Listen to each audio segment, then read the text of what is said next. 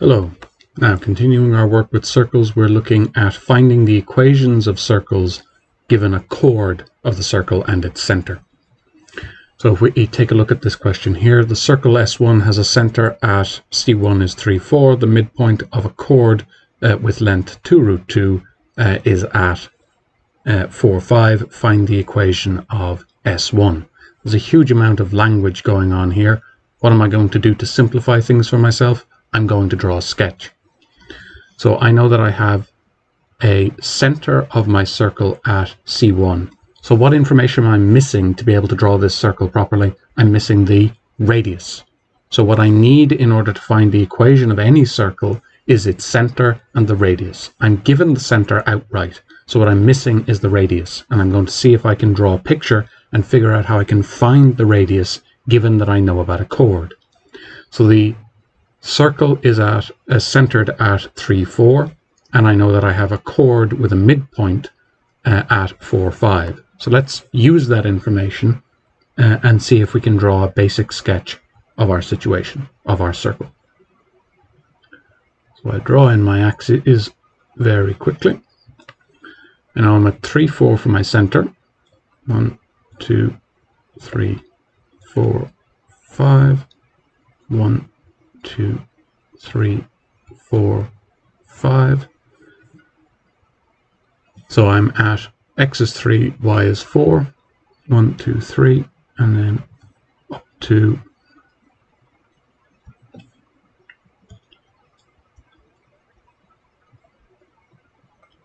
3, 4. That's the center of my circle. And I know I have the midpoint of a chord to my circle is at 4, 5. So that's going to be around here. That's the midpoint of a chord to my circle. Well, let's just draw in some circle. No idea what the radius is at the moment. That's what I need to figure out. If I just draw in some circle, if this is the midpoint of a chord, well, what do I know about chords to circles? I know that at the perpendicular, to my chord goes through the midpoint. If I draw in my chord here, where I think it ought to be,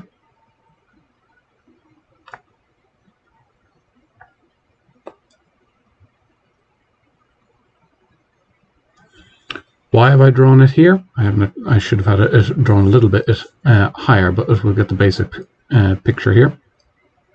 I know that the perpendicular bisector of my chord, so if I have a perpendicular bisector of my chord, and that's the point that is bisecting my chord, it's the midpoint would be the bisecting point of my chord.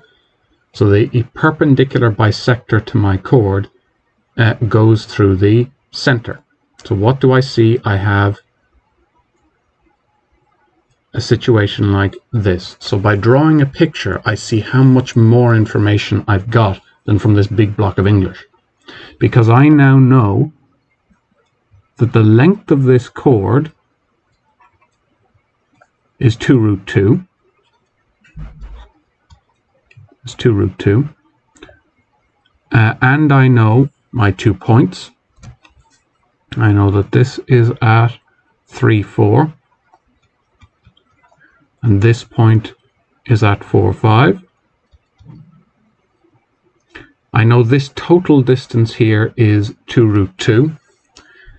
Now, in terms of problem solving with geometry, I'm often, and when I see right angles in particular, I'm going to start trying to think of triangles, because they're something I know an awful lot of maths about, so that are something that often comes up in problem solving type questions, because there aren't that many tools that we have available to us.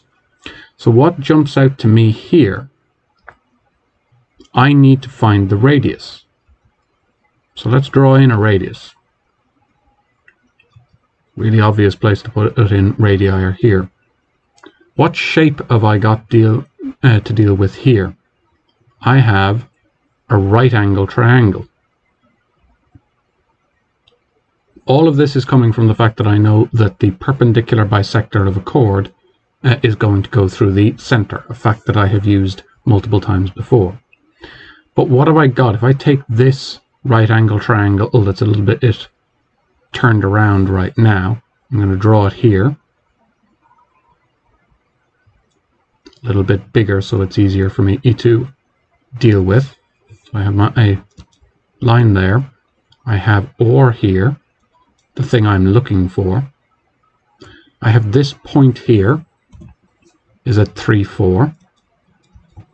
And this corner here is at 4, 5. What else do I know?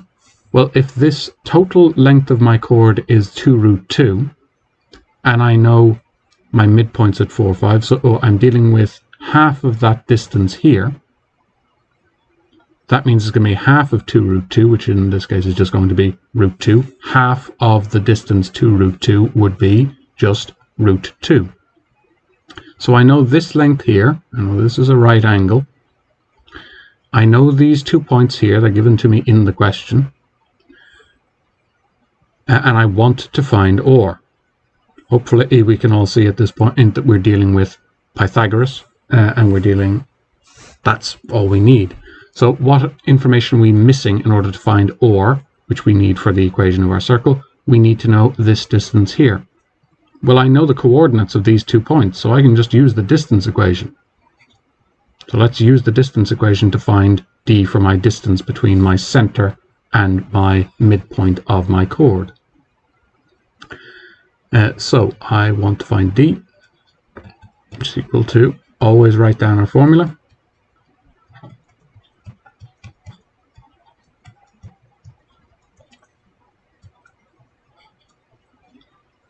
And I have my point 3, 4, and I have my point 4, 5. And they're my x1, y1, x2, y2. It's equal to the square root 4 minus 3 to be squared plus 5 minus 4 to be squared is equal to √2. So D then is equal to √2. Now if I'm seeing this in an exam question, lots of things are occurring to me. I now know that this is a triangle that it has √2 here and √2 here. So these are these two lengths are equal. What does that tell me? That tells me either these two angles would also be equal, and they would be equal to 45 degrees. So that could link into an exam style question or help me solve something.